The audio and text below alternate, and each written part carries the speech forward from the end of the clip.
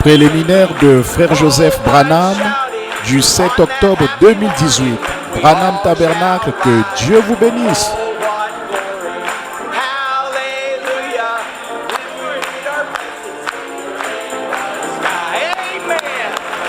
Amen.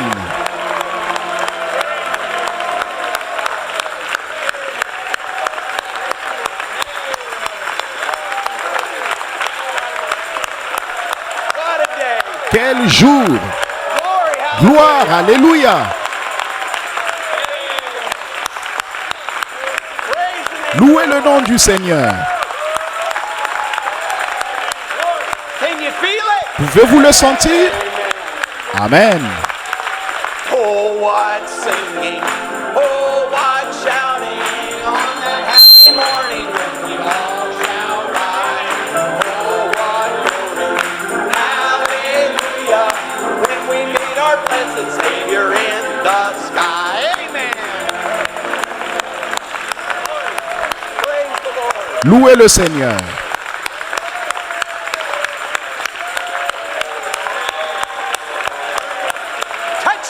Touchez.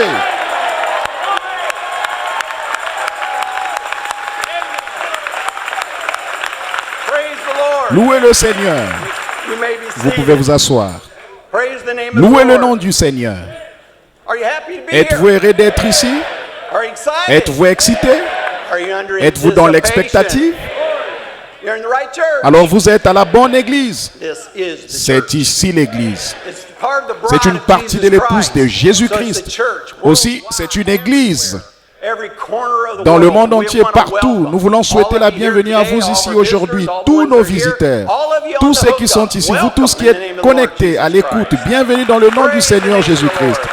Louez le nom du Seigneur. Louez le Seigneur.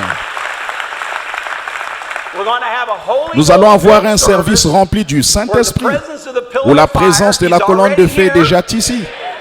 Il était ici à nous attendre. Et maintenant nous le louons et l'adorons et crions et lui disons, nous t'aimons Seigneur Jésus. Et nous nous préparons à entendre la voix confirmée de Dieu. Amen.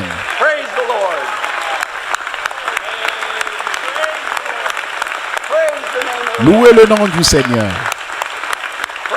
Louez le Seigneur.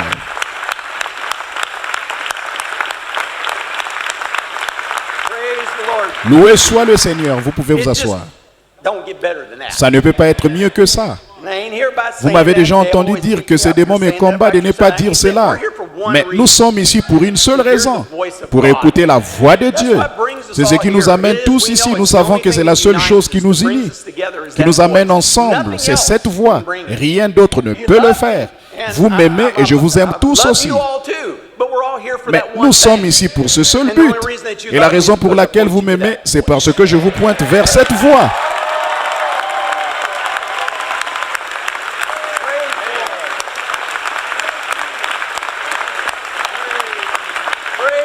Louez le nom du Seigneur.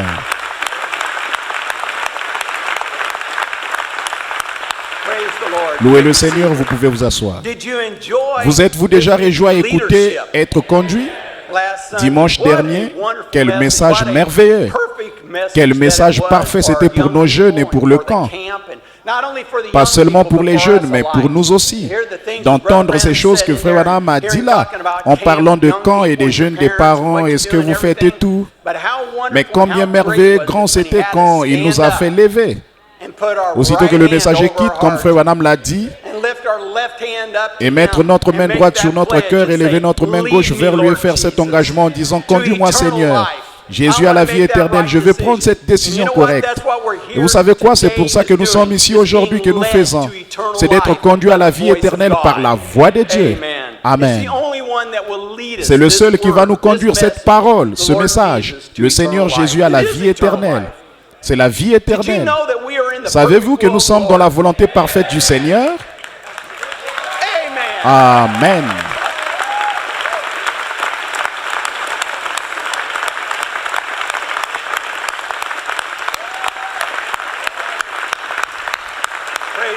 Louez le Seigneur. Vous pouvez vous asseoir. Nous le savions déjà, mais aimeriez-vous l'entendre encore? directement de la parole du prophète lui-même. Amen. Nous ne pouvons pas trop l'entendre. Parfois, nous partons d'une bande et c'est étonnant que certaines personnes ne peuvent écouter une bande et dire, nous l'entendons chaque fois que nous jouons une bande, la révélation. Ceci répond à la question une fois pour toutes. Toutes devraient l'être. J'aurais dû ne le dire qu'une. Quelqu'un a demandé à Frère Branham une fois dans un message intitulé Questions et réponses. Il lui demande, si je n'ai pas d'église où aller, devrions-nous juste écouter les bandes? Le prophète a dit oui, ce serait correct. Amen.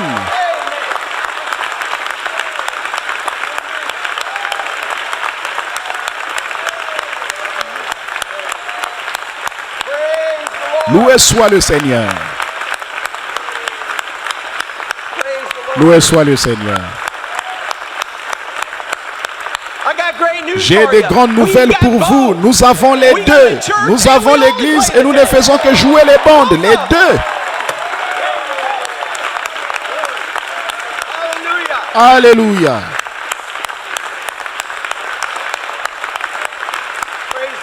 Louez le Seigneur, vous pouvez vous asseoir.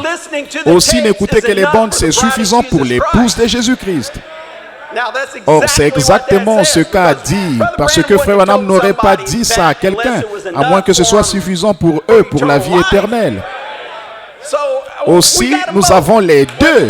Ce qui est merveilleux, l'Église, nous n'écoutons que cette voix. Amen. Loué soit le nom du Seigneur. Vous savez que je l'ai dit souvent, et ça vaut la peine de le répéter encore.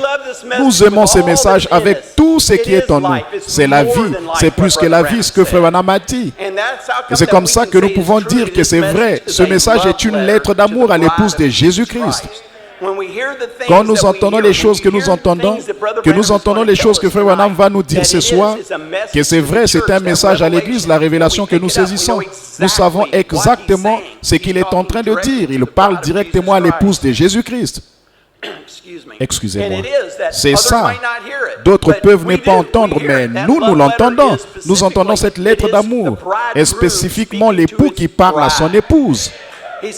Il a dit, c'est Jéhovah Dieu qui parle à son épouse. Vous n'écrivez pas à aucune autre femme ce que vous écrivez à votre épouse. J'espère que vous n'écrivez pas à d'autres femmes. Point à la ligne. Nous ne gaspillons pas les choses. Nous ne commettons pas adultère. Spirituellement, naturellement, rien. Nous restons avec la parole.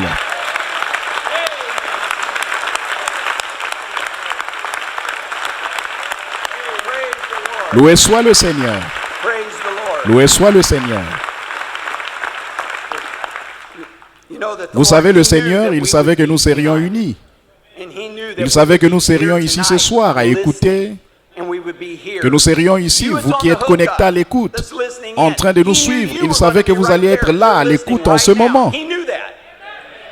Il savait cela, où que vous soyez, quoi qu'il se passe, il le savait. Il le dit ce soir. Vous voulez entendre la parole vivante, ce qu'il va vous dire ce soir? Nous parlons directement aujourd'hui. Et à cette église, ces bandes, aux gens qui écoutent les bandes et aux gens qui sont connectés à l'écoute à travers différentes parties du pays. Amen. Nous tous. C'est une parole vivante juste là. Amen.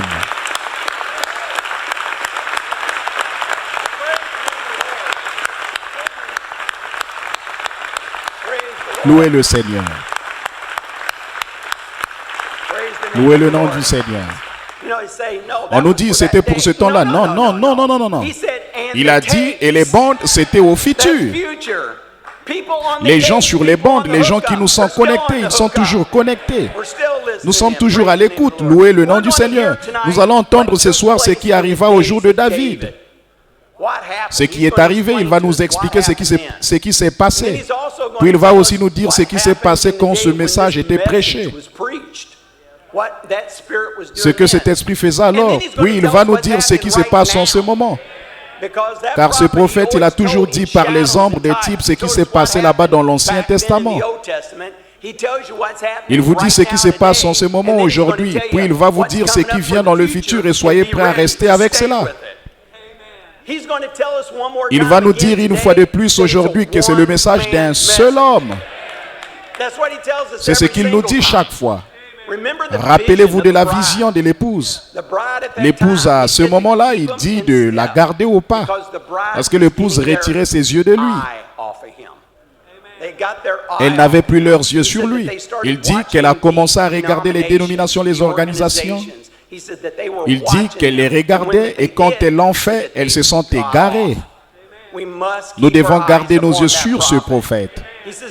Il voulait un nouveau, comme l'a fait David, il voulait un nouveau char, il voulait le transporter d'une manière différente. Il voulait de nouvelles idées, il voulait quelque chose de différent de la manière pourvue par Dieu. C'est dont il nous parle aujourd'hui. Moïse savait qu'il était celui qui était appelé. Ce prophète savait qu'il était celui qui était appelé à nous conduire à la terre promise. C'est ce message. Puis il dit, ne mettez pas vos mains sur le char, n'y touchez pas, n'y touchez pas. Amen. Comment savons-nous avec certitude qui nous devons suivre? Il dit, il y a 5 règles à suivre dans ce message. Louez le nom du Seigneur. Or, je veux qu'en quelque sorte, vous graviez cela dans votre esprit. Pour garder les commandements de Dieu, pour accomplir une chose juste pour Dieu, pour rendre à Dieu un service correctement. Il y a 5 règles à suivre pour servir Dieu correctement. Ça doit être ainsi. Son temps, sa saison, quand il dit que ce sera, et l'homme qu'il a choisi. C'est une partie réellement importante juste là. Et ça doit venir à un groupe.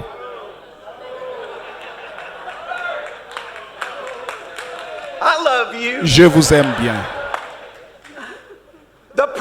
Au prophète. C'est celui à qui cela vient. Au prophète.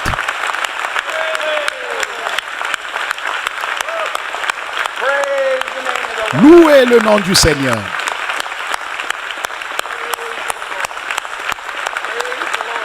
Louez le Seigneur. Louez le Seigneur. Amen. Vous pouvez vous asseoir. Il a dit. Et le prophète, il y en a plus. J'aime quand frère Branham dit que quand vous clouez, vous rivez le clou. Et si vous savez ce que vous rivez, quelqu'un sait ce que veut dire river le clou? Et c'est quand le clou est planté à travers de l'autre côté, si vous le repliez, il ne peut plus sortir. Il ne peut plus sortir. Il est là pour y rester. Et ce prophète doit être un prophète confirmé. Et voilà.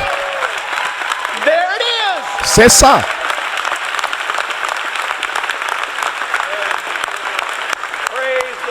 Louez le Seigneur. Amen. Louez le Seigneur. L'épouse ne peut pas se fixer sur rien de moins que ça. Il a dit, nous découvrons important plusieurs dans la Bible. C'est venu au prophète. Pluriel. Nous découvrons que plusieurs d'entre eux dans la Bible, c'est venu au prophète. Et il n'était pas confirmé. Notre prophète est Jésus-Christ. Amen. Amen. Amen.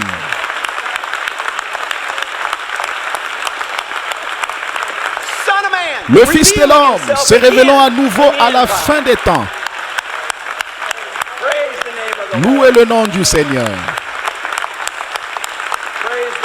Louez le Seigneur. Il y en a plusieurs prophètes ou un, mais un seul était confirmé. Ainsi, il y en a plusieurs maintenant et un seul est confirmé. Il a dit qu'il n'a jamais traité avec un groupe.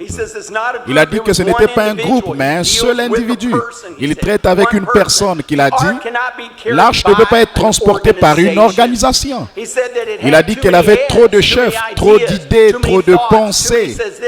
Trop disent ceci, quelqu'un dit cela, ils ne peuvent pas s'accorder. C'est pourquoi Dieu envoie un messager, un prophète. C'est pour cela qu'il a dit, vous avez lu la citation, dites ce qu'il y a sur ces bandes. Ne dites rien d'autre. Nous devons être certains en ce temps de la fin. Vous ne pouvez pas prendre de risques. Nous devons être certains que nous disons exactement ce que ce prophète a dit. Nous le faisons. Nous avons un prophète confirmé et nous avons les bandes. C'est pour ça que nous pouvons dire la même chose exactement à chaque fois. Comment Dieu va-t-il choisir son épouse? Il nous dit même cela. Louez le nom du Seigneur. Dieu a promis dans sa parole comment il allait choisir son épouse en ces derniers jours. Merveilleux. Saviez-vous cela? Il a promis comment il le ferait. Et par son plan originel, en choisissant Christ, en choisissant le temps et en choisissant la saison. N'est-ce pas merveilleux comment Frère Branham amène cela ce soir? Il y avait un temps, il y avait une saison pour toutes choses. Il nous amène cela si clairement. Il parle du soleil et ce que c'est quand c'est planté dans le sol et qu'on doit attendre que cela mûrisse. C'est ce que nous croyons, que nous faisons en ce moment. Cette sémence doit se trouver en présence du soleil pour mûrir. Et il y a un temps que nous croyons être ce temps-ci. Amen. Il dit, comment l'ont-ils identifié quand il est venu? Quand Christ est venu, comment l'ont-ils identifié? Par un homme avec l'esprit d'Élie sur lui qui sortait du désert. Comment va-t-il identifier son épouse aujourd'hui? Il a promis dans Malachie 4 la même chose avant qu'il détruise la terre, comme c'est fait au jour de Sodome. Ainsi, c'est comme cela qu'il appellera une épouse par Malachie 4. Amen. Amen. Ainsi, nous devons rester. Nous devons rester avec cette épouse et ce message doit être identifié directement. Il les met en proche. Ils sont inséparables. Frère Branham a dit, vous ne pouvez pas séparer ce message du messager. C'est impossible de le faire. Et effectivement, c'est très difficile. Et à ce sujet, je suis très mal compris. Et toute ma vie, j'ai été ainsi, et bien plus, depuis que je crois que Dieu m'a placé ici. Je ne serais pas ici si je ne pensais pas cela. C'est dur d'être ici. C'est dur d'être ici. Jamais je ne voudrais dire quoi que ce soit de faux. Vous êtes l'épouse. Mais je sais une chose. Aussi longtemps que je vous pointe à ces prophètes, mais Frère Branham dit que nous devons faire attention à ce que nous disons, comment nous le disons. Et je suis mal compris. Et on a dit que je suis totalement contre les ministres et le ministère de la prédication. Et je crois que c'est mal, c'est faux pour tout ministre ou tout ministère de prêcher. On a dit que je pense que si un pasteur ne joue pas une bande, chaque fois dans leur église, qu'ils ont l'esprit de Corée. Je n'ai jamais dit cela. Et je ne dirai jamais cela. Dieu sait qui l'est et qui ne l'est pas. Mais ce prophète nous a dit que cet esprit serait vivant en ces jours-ci. Il a dit qu'il reviendrait et que ça se répéterait. Je mets devant vous que nous croyons ce message, nous croyons au fait de jouer les bandes. Mais je n'ai jamais dit ça contre les ministres ou contre le ministère. Je crois qu'il y a des hommes, serviteurs de Dieu, appelés de Dieu partout dans le monde. Frère Branham dit qu'il y a des prédicateurs, des enseignants, des apôtres, des prophètes, des pasteurs que Dieu a mis dans l'église. Mais comme je l'ai dit au frère l'autre soir, il a dit, il transportait cette parole sur les épaules des Lévites. Il la transportait. Transportons le message. Mais ici, l'épouse, nous pouvons écouter ce message. Et nous croyons un peu différemment. Mais ils aiment ce message et ils croient ce message tout comme nous. Branham dit, j'aimerais mieux être droit dans mon esprit et faux dans ma doctrine plutôt que droit dans ma doctrine et faux dans mon esprit. Nous devons avoir le bon esprit. Ainsi, si vous dites cela, si j'ai dit cela, que Dieu me pardonne. Si vous avez dit cela ou dites cela, que Dieu vous pardonne, vous ne devriez pas dire cela. Ils ont dit cela du temps de Frère Branham au sujet d'aller chez les oiseaux noirs, de voir les oiseaux noirs. Il a dit, ne dites pas cela. Amen. Ainsi, nous ne disons pas cela et j'espère que mes frères ministres qui sont au dehors savent que je ne peux pas dire cela. Chaque homme, chaque femme, chaque enfant, chaque ministre, chacun doit décider pour lui-même ce qu'est la volonté de Dieu dans leur vie. Ils doivent choisir pour eux-mêmes ce qu'ils veulent faire. ce qu'ils croient. Ils doivent regarder dans cette parole et voir ce que dit la parole. Et ensuite, ils doivent prendre cette décision pour eux-mêmes. Je ne suis responsable que pour cette église-ci. Et ceux qui sont à l'écoute et qui sont connectés. Si vous voulez écouter en étant connectés, ce sont les seuls dont je suis responsable. Or, je vais laisser le prophète le dire pour nous. Et pour moi, simplement ce que nous croyons et ce que nous voulons, nous n'en retranchons rien et nous n'y ajoutons rien. Nous le laissons simplement de la façon que le Seigneur l'a dit. Amen.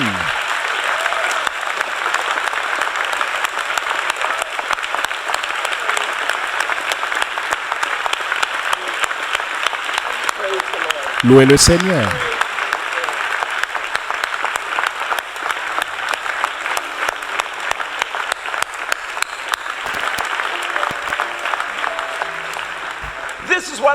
C'est ce que je crois.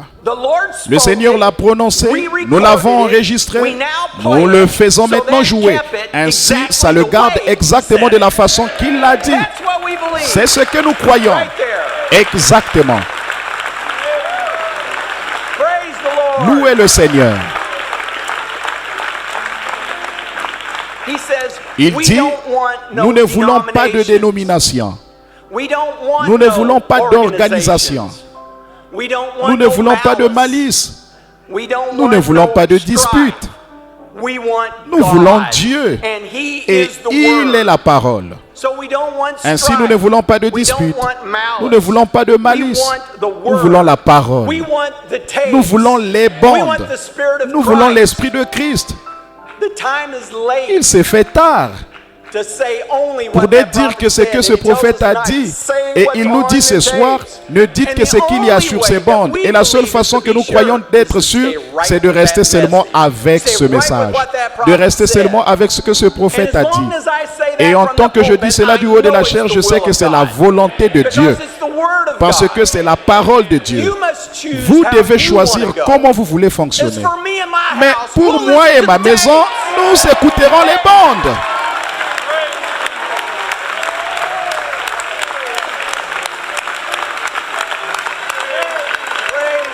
Louez le Seigneur.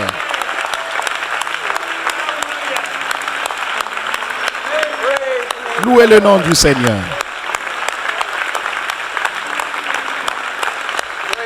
Louez le Seigneur. Inclinons juste nos têtes. Nous t'aimons, Seigneur Jésus. Nous te remercions pour ce message. Nous te remercions pour ce message que tu as envoyé. Un prophète puissant, dont les paroles même étaient si importantes que tu en faisais écho au ciel. Quel temps que celui dans lequel nous vivons, Seigneur, d'être privilégiés. Vraiment, tu l'as prononcé. Tu nous as permis de l'enregistrer pour que nous puissions l'écouter. Ainsi, ça ne changerait pas. Les hommes changent, les idées changent. Nous savons qu'il y en a que Dieu a appelé qui pointent et qui disent seulement ce que ce prophète a dit. Mais Seigneur, tu sais que nous croyons qu'il nous faut écouter ce message.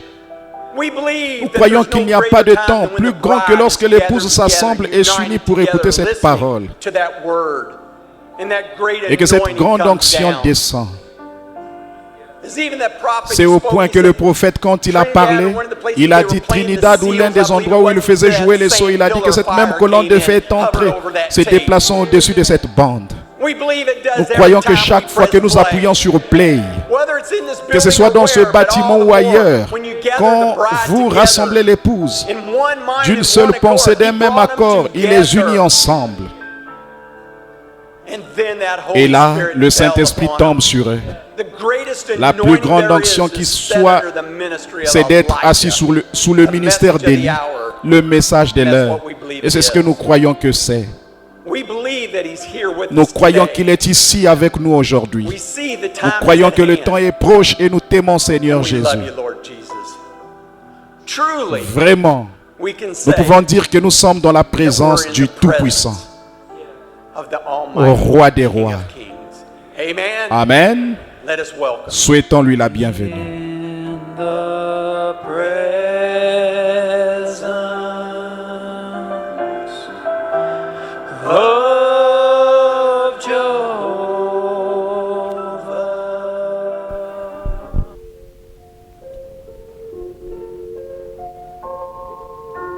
Les éditions de la Lumière du Soir ont le plaisir de vous présenter William Marion Branham, l'homme que Dieu a confirmé dans cette génération comme le prophète promis de la fin des temps. Des connaissances bibliques approfondies, concentrées dans un message d'origine entièrement divine.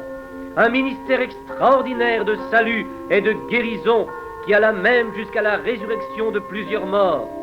Des dizaines de milliers de prophéties revêtues du sceau du ainsi dit le Seigneur, qui, prononcées sous l'inspiration, n'ont jamais failli, pas même une seule fois. Une vie consacrée qui n'a souffert aucun compromis quant aux exigences de la parole de Dieu. Un profond respect pour les autres, leurs croyances et leurs pratiques. Tout cela a caractérisé la vie de William Branham que Jésus-Christ a envoyé pour vous aussi. La bénédiction divine vous atteindra sans aucun doute si vous placez vraiment votre foi dans la parole du Seigneur que vous allez maintenant entendre sur cette cassette. Notre prière est que Dieu vous accorde sa parfaite grâce.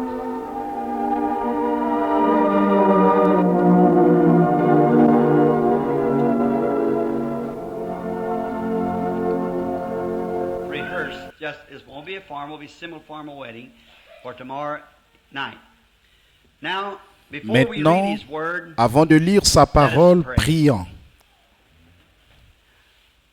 Father God, as we Dieu come notre most Père, reverently into alors que your nous entrons presence, dans ta présence avec le plus grand respect, en portant devant nous ce nom entièrement suffisant de Jésus, we are assured nous that avons you will l'assurance hear us que tu because entendras. He said, "Ask Parce the que Father il a anything dit, in my name, tout ce que I'll vous do it." demanderez au Père en mon nom, je le Therefore, we ferai. come as Christian Par believers conséquent, boldly en tant que to the croyants throne of chrétiens, grace, nous venons knowing avec this, that assurance our au hearts trône de la condemn us not, grâce, sachant then we ceci, know we have que si our nos cœurs ne petition nous condamnent pas, answered alors by nous God. savons que notre requête est exaucée par And we Dieu. pray that Et nous our prions lives afin be que so tu sois tellement satisfying satisfait de to nos thee vies through par la our confession de nos confession of fautes our wrongs and His righteousness et le to fait forgive qu'il est us, juste pour nous that pardonner, our desires will que be nos fulfilled désirs tonight. seront satisfaits ce soir. And Lord, our Aussi, greatest Seigneur, desire is to notre see plus grand désir, c'est de voir ta grâce immense être répandue sur nous. and it- Et forgive cela our dans le sins but and de to pardonner heal nos the péchés sickness in our midst. et de guérir And la you maladie might parmi speak nous. to us in the way Et of a puisses-tu nous revelation parler par le or moyen d'une prophecy révélation, or d'une just prophétie anything ou that you autre, quelle que desire soit to la say to chose your que tu church. voudrais dire à ton May our Église. hearts be receptive Puissent nos to cœurs thy être des spirit. réceptacles de May we ton be so esprit. connected with the Puissions-nous main être line si tonight bien reliés à la ligne that the principale Holy ce Spirit soir would speak que to le our Saint-Esprit hearts pourra and parler give à nos glory cœurs et être out of glorifié His par sa presence. présence. Now, Lord, Maintenant, Seigneur, we would pray nous voulons for prier all pour that are tous ceux sick qui and sont needy, malades et dans le for besoin, just before car coming, juste avant de venir, as our ces 2 secretary derniers jours, brought to notre my secrétaire a in the déposé last sur 2 mon days bureau just long des longues strings listes de of noms names des gens d'un bout à l'autre du pays across the nation qui that souffrent, qui se suffering, meurent, des cas urgents dying, écrits en rouge. emergencies wrote in red. And as Et I alors lay que je my pose mon finger doigt on sur each of chacun them d'entre coming down eux, the page, jusqu'au bas de la page, ô God, Dieu, with the presence en of this présence de cette church Église tonight, ce I soir, plead your j'implore grace ta and grâce et mercy ta for them. miséricorde pour chacun. Thou knowest Tu every connais one chacun of them d'entre and what eux they have et c'est need dont of. ils ont besoin. And we would not forget those, Et nous ne Lord, voulons who pas are oublier, Seigneur, convalescent tonight, ceux qui sont that yonder convalescents, in the homes of the aged and ceux qui sont infirm. là-bas dans les foyers Oh, pour Lord personnes God, âgées et many of those infirmes. are blood Oh washed Seigneur children Dieu, of beaucoup thine. sont de tes enfants lavés dans le sang. Oh, when we are getting Oh, old quand and on prend our de l'âge et loved que nos one bien-aimés has forgotten, oublient, there's one nous consolation avons we une have. consolation. God never Dieu forgets. n'oublie jamais. All of our deeds Tous are nos actes recorded sont on the book of enregistrés life, dans le livre de and vie they are forever et in ils His sont pour presence. toujours dans sa And we would présence. plead for them Et nous voulons tonight. plaider en leur faveur ce soir, Ask Seigneur. for mercy for Nous implorons la miséricorde pour notre nation et pour ceux qui pêchent et agissent mal, et pour ceux qui fréquentent les bars et pour ceux qui sont ce soir dans d'autres conditions de péché. Nous implorons la grâce du pardon, Seigneur. Et nous te prions de nous soutenir si fortement, Seigneur, que nos cœurs soient tellement remplis d'amour pour toi, que notre plus grand désir sera de te servir et de voir ces gens sauvés. Bénis la lecture de la parole et tout ce que nous faisons. Humblement, nous voulons incliner la tête et te remercier, car nous le demandons au nom de Jésus. Amen. Prenez maintenant le livre de Jean, chapitre 13. Nous en lirons une portion.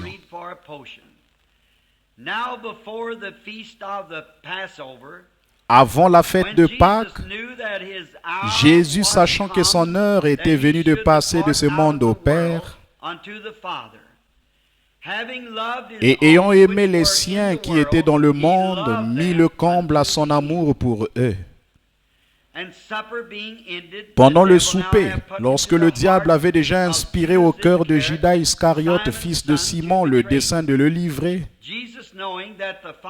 Jésus, qui savait que le Père avait remis toutes choses entre ses mains, qu'il était venu de Dieu et qu'il s'en allait à Dieu, s'éleva de table, ôta ses vêtements et prit un linge dont il se ceignit.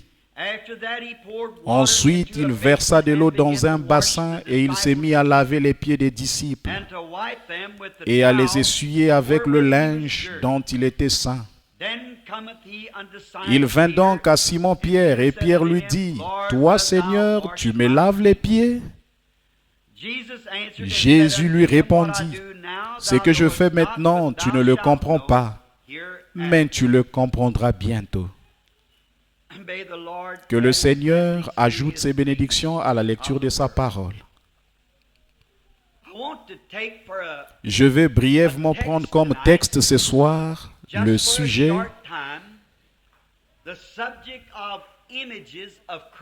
des images de Christ. Et comme sujet, je veux, qu'est-ce que ça serait? Que faut-il faire pour être un chrétien?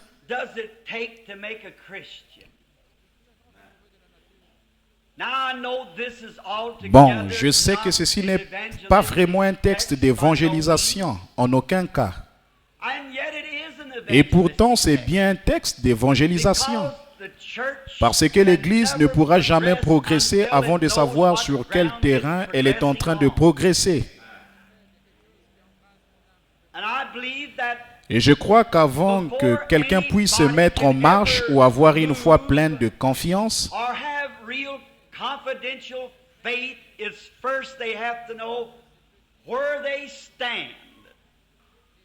c'est premièrement, il faut qu'il sache où il se tient et comment se tenir après avoir pris position. Je crois que c'est primordial. En effet, on ne peut pas juste plonger tête baissée dans quelque chose avec foi sans savoir dans quoi on plonge. On doit le savoir. Et si notre foi est bien établie et dans la bonne position, cela procure une satisfaction continuelle. C'est simplement ce qu'on dit à propos d'une femme qui peut être une fois mariée a tellement envie d'embrasser son premier petit bébé qu'elle sait difficilement comment attendre.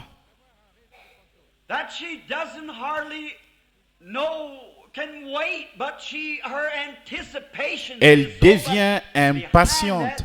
Mais alors la crainte s'installe. Si cela ne vient pas rapidement, qu'elle n'aura pas ce bébé. En fait, c'est ce qui va l'en éloigner de plus en plus. Eh bien, de nos jours, on a un remède à cela. Il a marché dans tous les âges. Si cette femme voit ou croit qu'elle ne va pas donner naissance à ses bébés, si elle va tout bonnement adopter un bébé, alors bien vite, vous verrez qu'elle en aura un à elle. Eh bien, ça s'est avéré juste 9 fois sur 10. Parce qu'on est tendu à l'idée que, oh, peut-être que je ne l'aurai pas. Mais si elle obtient cette petite satisfaction-là, ce sera peut-être la façon de Dieu de la préparer. Elle aura alors son propre bébé. Parce que cette peur et cette appréhension auront fini par la quitter. Il en est de même pour les gens qui veulent être guéris. Si seulement ils peuvent avoir un petit signe visible, comme Élie, quand il a dit, Géasi a dit, je vois un nuage d'environ la taille d'une main. Élie a dit, j'entends un bruit qui annonce la pluie. Il en a vu la preuve. C'est pourquoi très souvent je dis aux gens, allez-y, commencez à louer le Seigneur. Voyez, parce que cela, c'est le bébé adopté. Parce que c'est dans leur intellect jusqu'à ce que ça vienne dans leur âme qu'ils sont guéris. Alors la foi démontre l'exactitude de la chose. Vous devez savoir ce que vous faites. Vous devez avoir confiance dans ce que vous faites.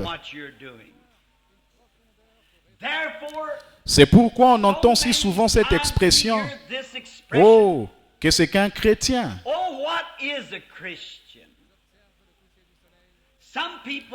Certaines personnes limitent cela au fait de se joindre à une église. Quelqu'un dit, eh bien, un chrétien, c'est un membre d'église, quelqu'un qui s'est affilié à l'église. Je crois que tous les chrétiens devraient faire cela. Mais je ne crois pas que le christianisme, ce soit ça. Voyez, c'est ce qu'un chrétien fait après être devenu un chrétien. Mais cela ne veut pas dire que parce qu'il le fait, il est un chrétien. Puis d'autres disent, non, c'est le fait d'aller à l'église et d'obéir à une déclaration de credo et d'être fidèle aux choses que l'église enseigne. Et puis il y en a d'autres qui disent que porter peut-être un petit quelque chose sur soi, une petite croix ou quelque chose, que c'est cela, le signe d'un chrétien.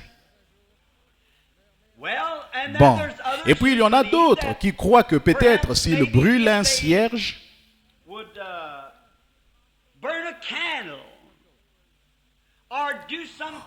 ou font une sorte de pénitence, que c'est ça être un chrétien. S'ils sont tout simplement immergés dans l'eau, ou qu'ils font un sacrifice, ou donnent quelques biens à l'église, ou aident le voisin, achètent du charbon pour la veuve, ou des chaussures pour l'orphelin, ça, ce sont les actes qu'un chrétien devrait accomplir. Mais cela ne fait pas encore de lui un chrétien. Et puis d'autres disent que si vous mettez une image de Christ dans votre voiture ou sur votre mur,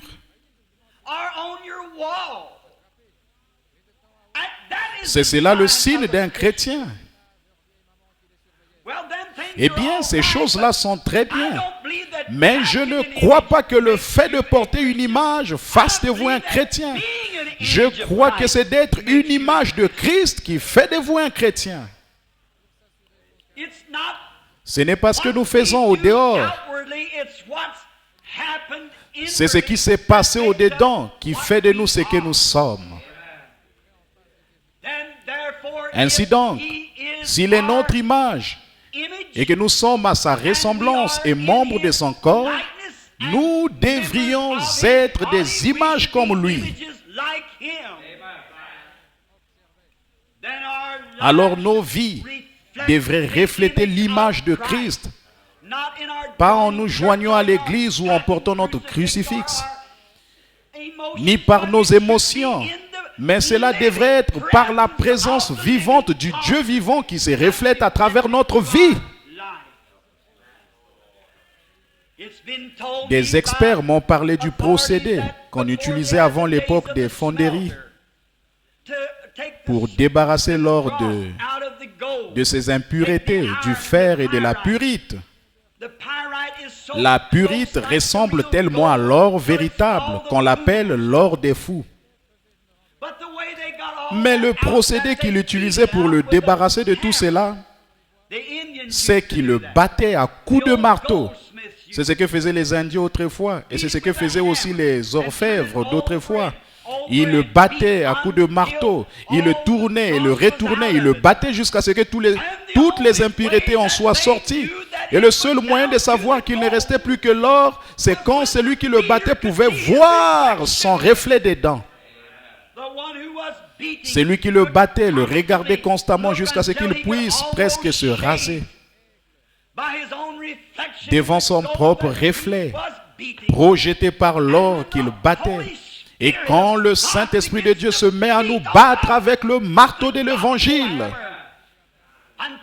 qu'il nous bat jusqu'à ce que toutes les choses du monde soient sorties de nous et que nous reflétions l'image du Seigneur Dieu, c'est alors, je crois, que nous devenons des chrétiens. En effet, le mot chrétien signifie semblable à Christ, le refléter. Or, cela ne signifie pas que nous devons porter une longue barbe comme les artistes le dépeignent. Et cela ne signifie pas non plus que nous devons laisser pousser nos cheveux comme les artistes le dépeignent, ou porter une tunique comme lui en portait, car nous vivons à une autre époque. Nous n'avons pas nécessairement à être comme cela pour refléter son image physique. Mais nous devons dans nos âmes refléter l'image de son esprit et sa manière de vivre.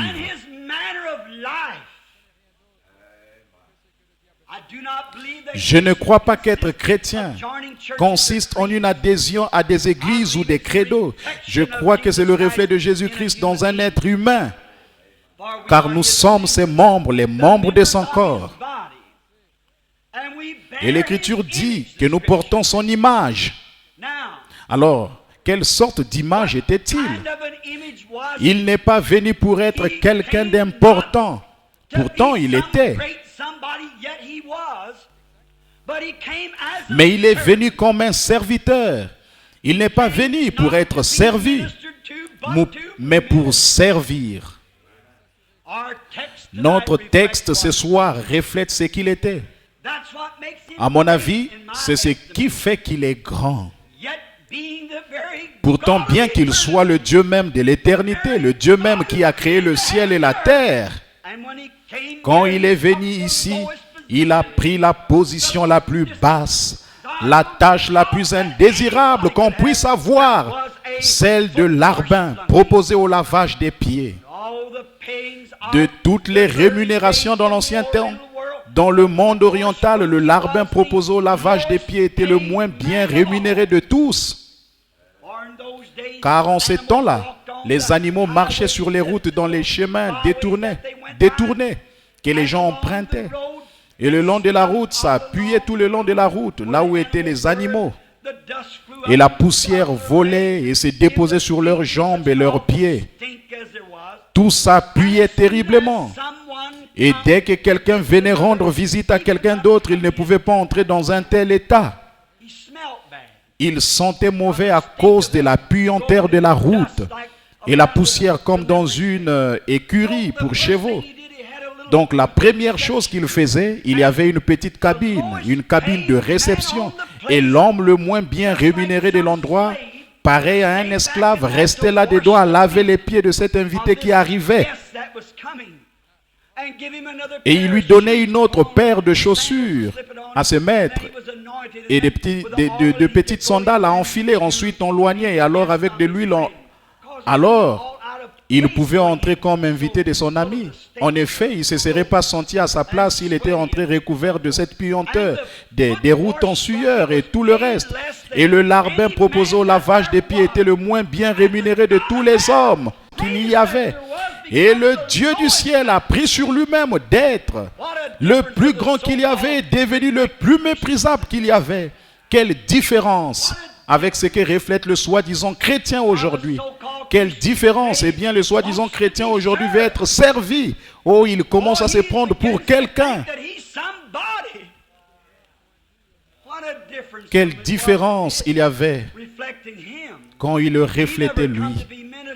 Il n'est jamais venu pour être servi, mais il est venu pour servir. Que le plus grand parmi vous soit le serviteur de tous. Et nous avons vu aujourd'hui que la tendance moderne de notre christianisme, c'est moi, je suis quelqu'un et toi tu n'es rien. Oh, c'est faux. Il ne devrait pas en être ainsi. Nous essayons de refléter le christianisme de la mauvaise manière. Dieu ne veut pas que nous le fassions de cette manière-là. Nous avons chanté le cantique être comme Jésus. Mais quand il s'agit de rabattre notre fierté et de descendre comme lui l'a fait, alors on trace une limite. Et en se faisant, l'homme a formé des dénominations afin de pouvoir se séparer des autres. Ils n'ont pas l'air d'avoir l'esprit comme le dit l'Écriture. Ils se séparent des autres. Nous sommes membres de telle et telle église. C'est une plus grande église, c'est une meilleure église. Notre dénomination est plus grande, est plus grande dénomination. Est une plus grande dénomination. Cela ce n'est pas agir comme Jésus. Cela ne reflète pas son amour et sa personnalité. Il est venu vers les gens les plus méprisables, vers la prostituée, vers les mendiants, vers le clochard. Et il est descendu directement dans la poussière avec eux. C'est ça la vie chrétienne. C'est de cette manière que ça devait être, afin de le refléter de cette manière-là. Oh, je sais que les gens disent, ces jours-là sont passés. Non, ils ne le sont pas. Si Christ reste toujours Christ, si son esprit est toujours le Saint-Esprit qui est en lui, qu'il est en vous, il vous fera aussi prendre cette position.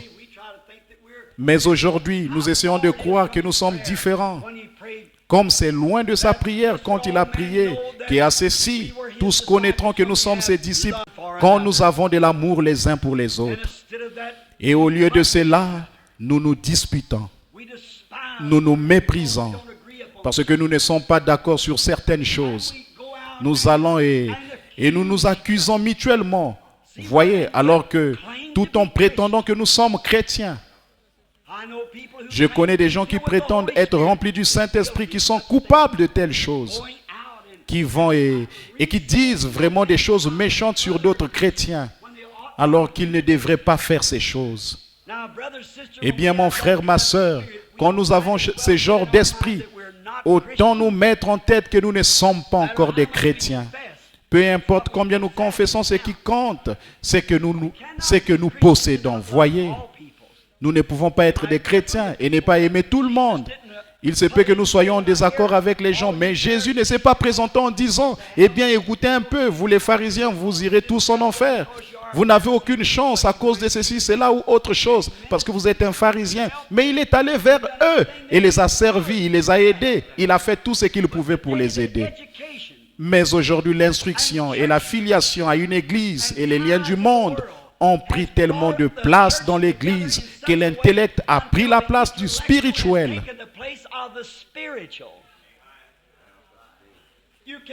Vous ne pouvez atteindre Dieu que par l'esprit.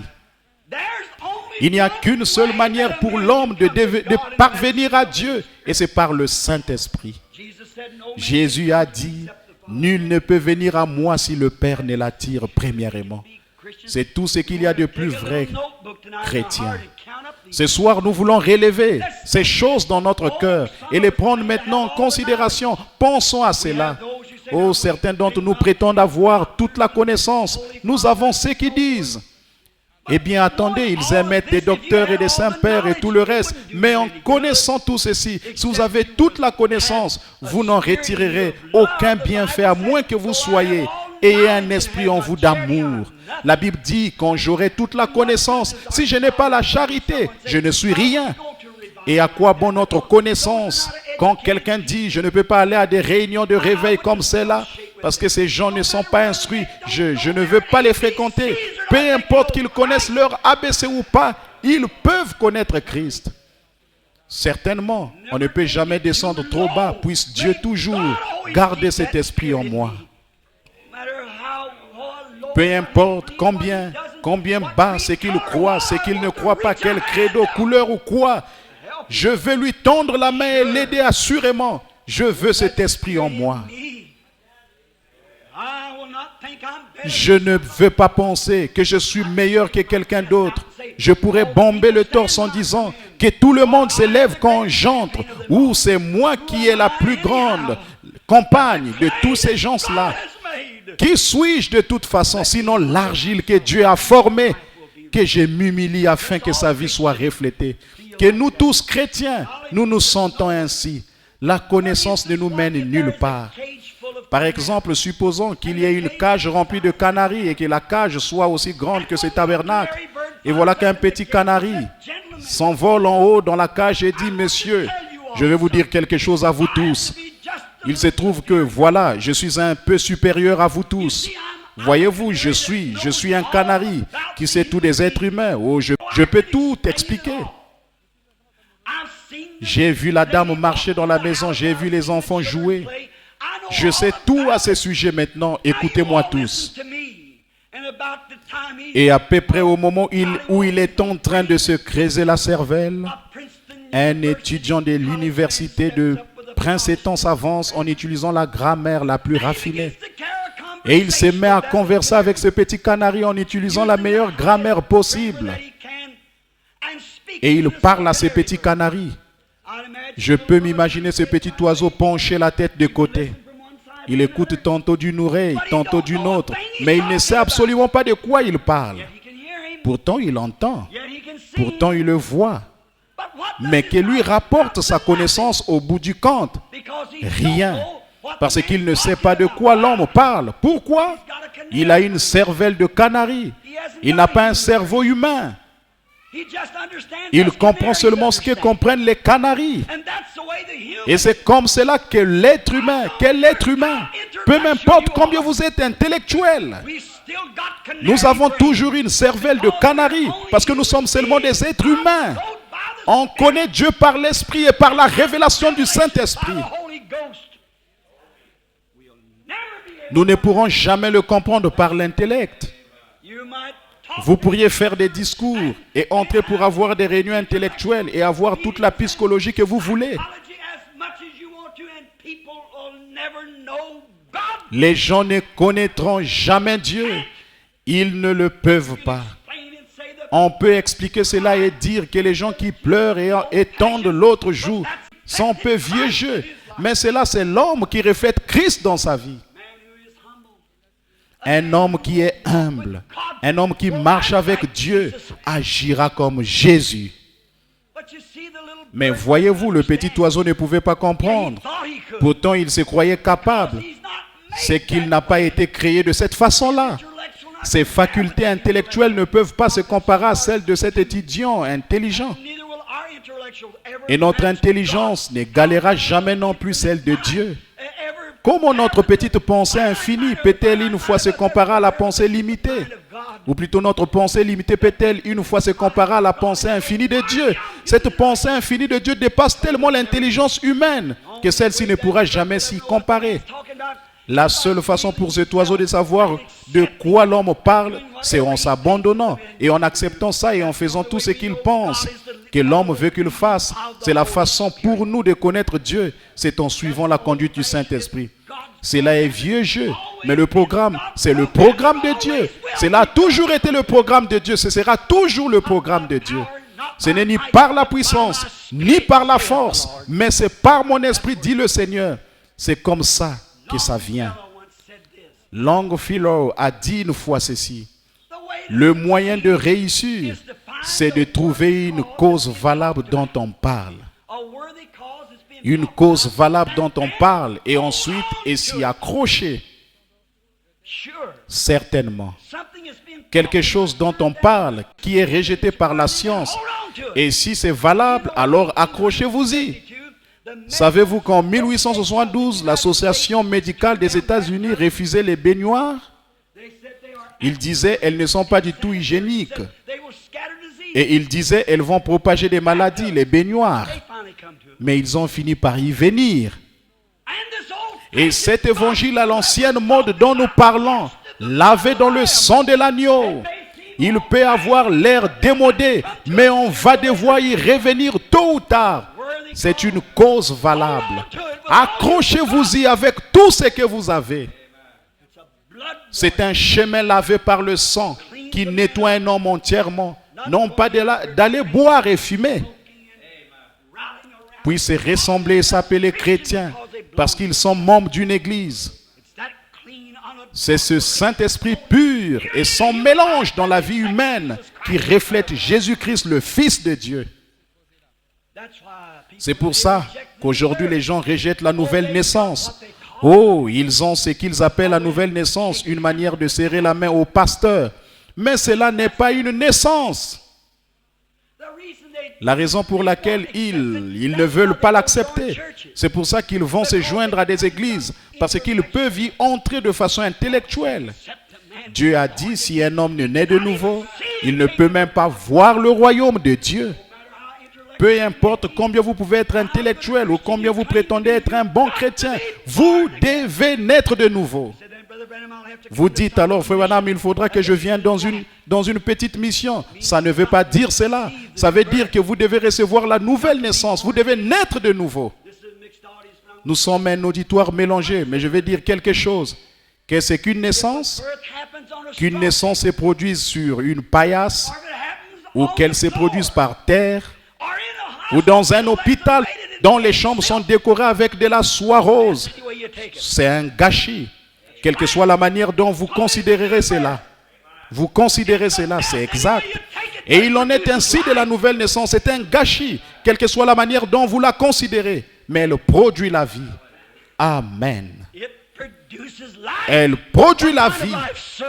Quel genre de vie? La vie d'un serviteur pour vous humilier, pour renoncer à vous-même. C'est ça le genre de vie. Oh, ils disent, mais je les ai vus pleurer, pleurnicher autour de l'autel et se comporter bizarrement, c'est sûr. Ils sont en train de naître. C'est un gâchis. Peu m'importe où vous allez. Il se peut que vous léviez. Le visage inondé de larmes, les yeux rouges et les mains abîmées d'avoir frappé l'autel. Mais c'est une naissance. Ça vous fait quelque chose. Ça fait de vous un serviteur. Ça ôte votre raideur. Ça fait une image. Façonne une nouvelle vie. Une nouvelle création. Il se peut que vous soyez un gâchis complet en vous relevant de là, mais vous êtes né de nouveau.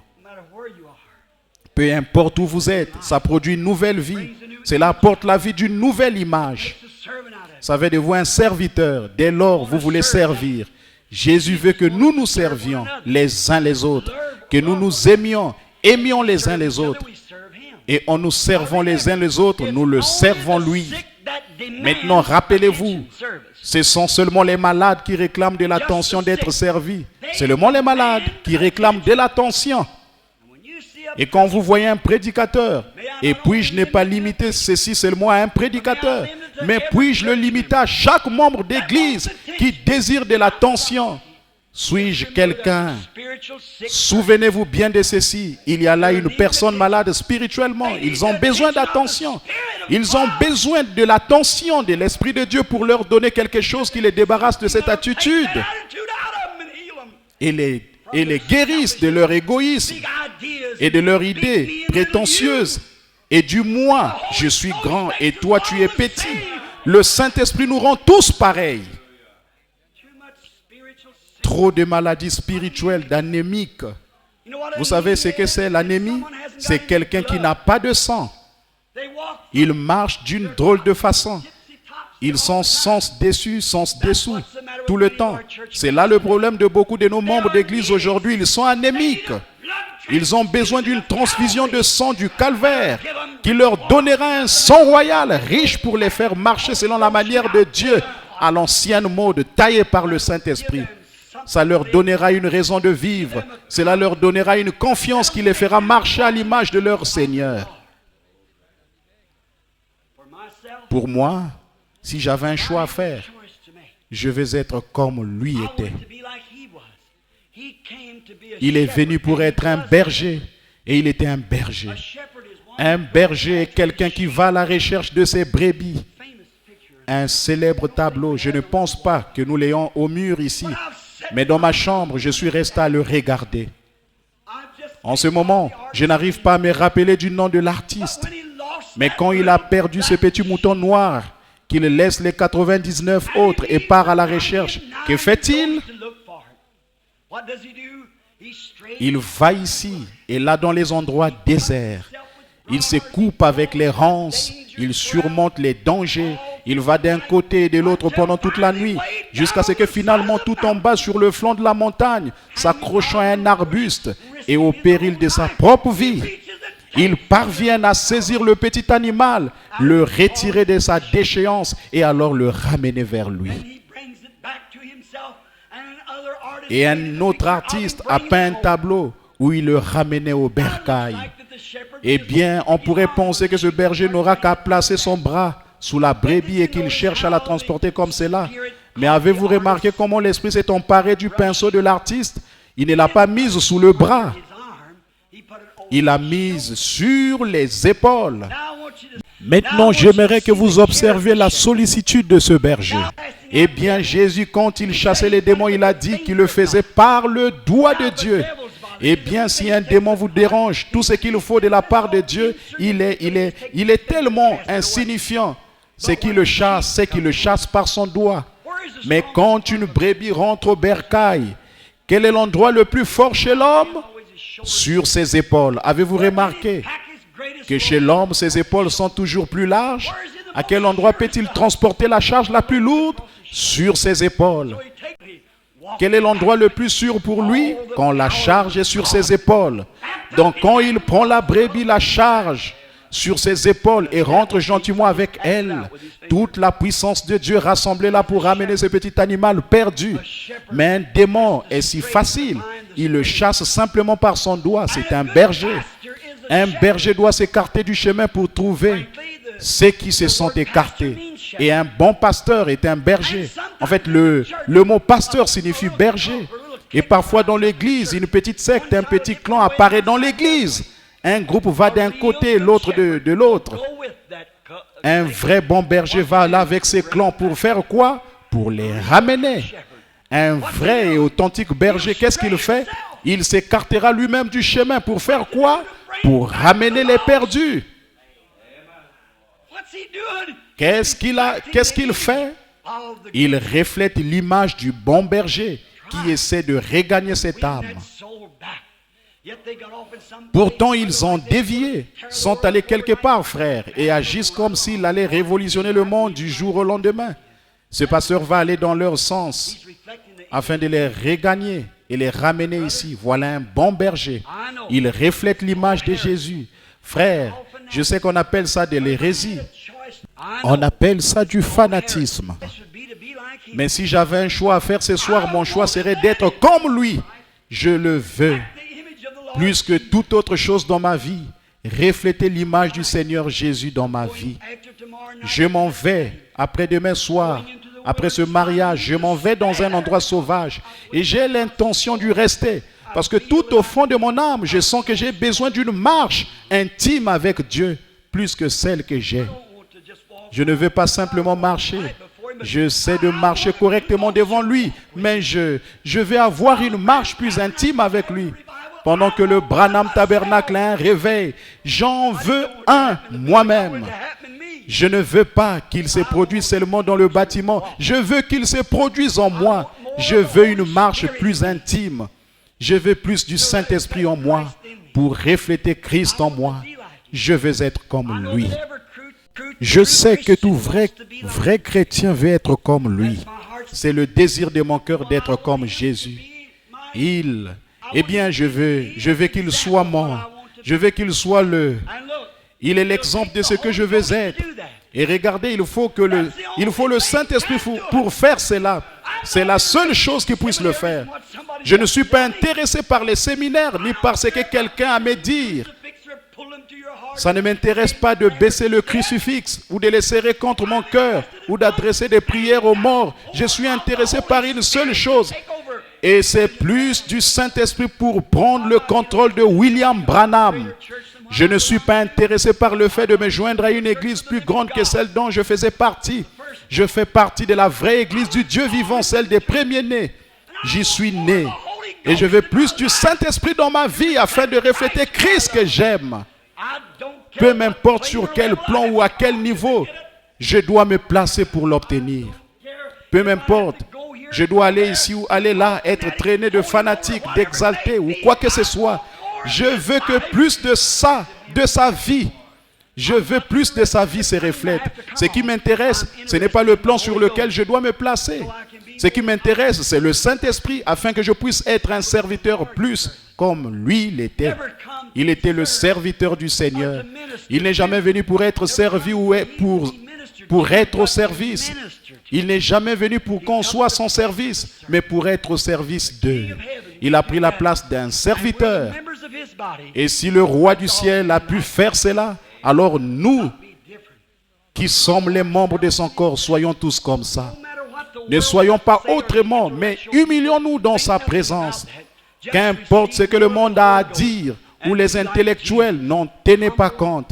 Recevez simplement plus du Saint-Esprit et soyez comme Jésus, humble, doux, modeste. Prenez sa place et il prendra la vôtre au jugement. Inclinons la tête un instant. Pourrais-je voir ce soir un certain nombre de mains dans ce bâtiment des membres de cette église et d'autres églises? Quand je dis à cette église, je vais simplement dire il y a seulement une église, c'est l'église des nés de nouveau. L'église des premiers-nés, l'église de Jésus qui n'est pas née du monde, mais qui est née de l'Esprit de Dieu. Pourrais-je voir un tas de mains s'élever pour dire, oh Dieu, oh moi comme Jésus, façonne-moi ô Seigneur, lave-moi ô Dieu. Que Dieu vous bénisse. Lave-moi et je serai plus blanc que la neige. Seigneur, ma vie est parsemée de virages et de petits méandres. J'étais aussi à écouter. J'étais assis à écouter frère Parnell et frère Neville et d'autres bons prédicateurs, frère Collins et d'autres de ces frères qui prêchent. J'ai écouté, mais Seigneur, ce soir, j'en arrive à cette conclusion. Que sont-ils en train de me dire? Qu'essaie-t-il de me transmettre? Je vois qu'il essaie de m'amener à être comme Jésus. Et il m'est impossible de le faire. Je suis un léopard, j'ai des taches. Et si je les lèche, je ne fais que les rendre plus claires. Elles ne font que devenir plus visibles au monde. Seigneur, laisse-moi perdre ma vie. Peu m'importe à quel genre de gâchis ça ressemble pour le monde, je vais naître de nouveau de l'Esprit de Dieu. Et je veux, Seigneur, que tu me remplisses ce soir de ton Saint-Esprit. Lave-moi, sanctifie-moi. Prends le sang de Jésus, sanctifie-moi, purifie-moi et remplis-moi jusqu'à ce que je perde ma vie et que je la retrouve, Seigneur, en toi. Ô Seigneur Dieu, Créateur des cieux et de la terre, toi qui as ramené le Seigneur Jésus d'entre les morts, qui l'a ramené par l'esprit vivifiant du Dieu éternel, qui a fait monter ce corps dans lequel tu avais habité et l'a élevé jusqu'au trône du ciel. Tu es venu vers ce qu'il y avait de plus bas sur la terre. Les prostituées, devenu le serviteur le plus bas. Il est allé dans la ville la plus basse, à traiter avec les gens les plus bas. Il a reçu le nom le plus bas et est devenu le plus pauvre parmi les pauvres. Même par rapport à la nature, les oiseaux ont des nids, les renards des tanières. Mais le Fils de l'homme n'avait pas où reposer sa tête. Et c'est pendant cet esprit vivifiant qui a honoré ce véritable serviteur, qui s'est fait lui-même serviteur, afin que nous puissions avoir un modèle à suivre. Il a fait monter des abîmes de l'enfer, l'a fait passer par le tombeau. Et il a fait sortir ses corps et l'a fait asseoir dans les lieux, dans les cieux des cieux. De sorte qu'il est élevé si haut qu'il doit regarder en bas pour voir les cieux. Et il lui a donné un nom au-dessus de tout nom qui se peut nommer dans les cieux et sur la terre. Seigneur, puissions-nous recevoir son esprit ce soir. Puisse chaque cœur ici avoir faim de cela.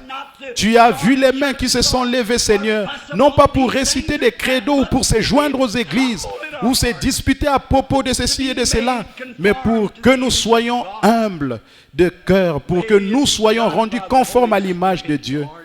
Que ce soit accompli par le Saint-Esprit, Seigneur. Que le Saint-Esprit de Dieu nous forme.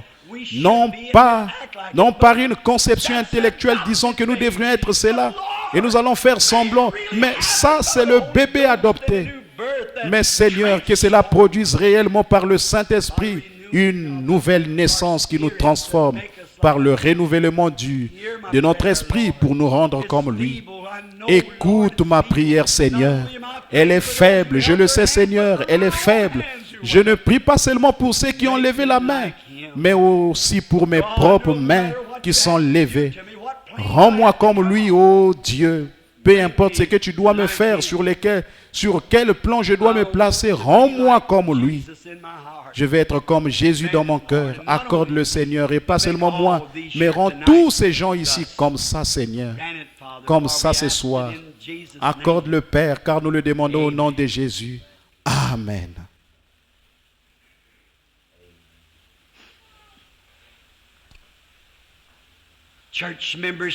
Être membre d'une église, c'est bien. Je n'ai rien contre aucune de ces choses. Mais frère, être un chrétien signifie être conforme à l'image de Christ. Nous voulons être des images vivantes. Non pas porter une image, mais être une image du Seigneur Jésus. Il y a un petit cantique que j'aimerais que vous m'aidiez à chanter maintenant. Je ne sais pas. Je ne peux pas le chanter, mais je suis sûr que vous le pouvez tous. Aidez-moi à être comme Jésus. Combien l'ont déjà entendu? Je sais que nous voulons tous être ainsi, alors chantons-le lui.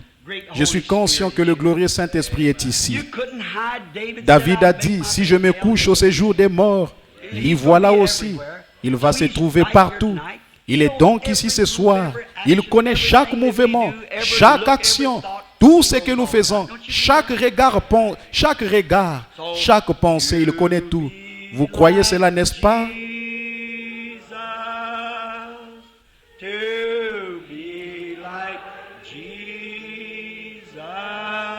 Alors, être comme Jésus, être comme Jésus, sur terre, je languis d'être comme lui. Pendant tout mon voyage de la terre à la gloire,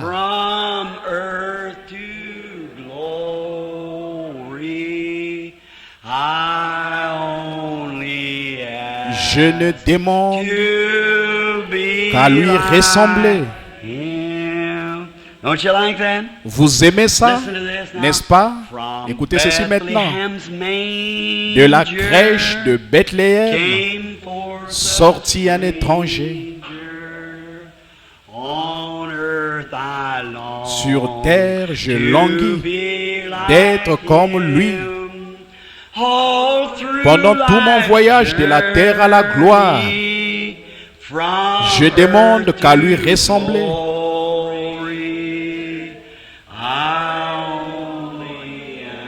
Je ne demande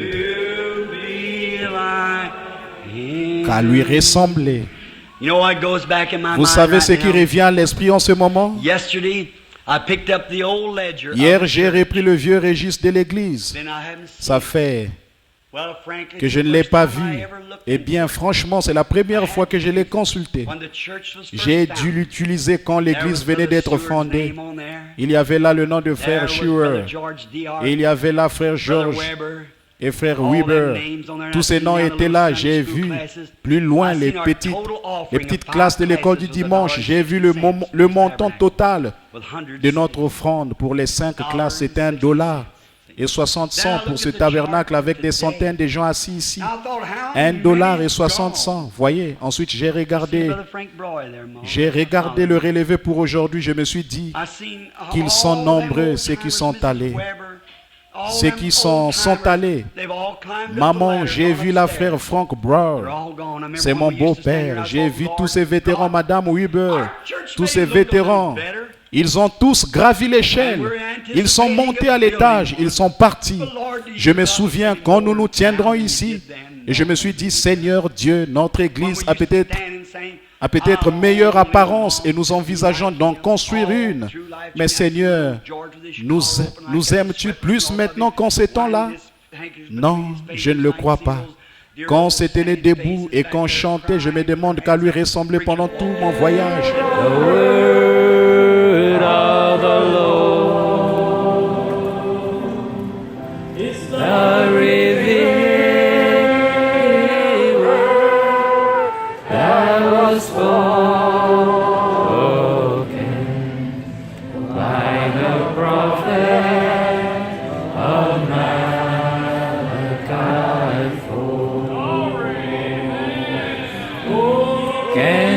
The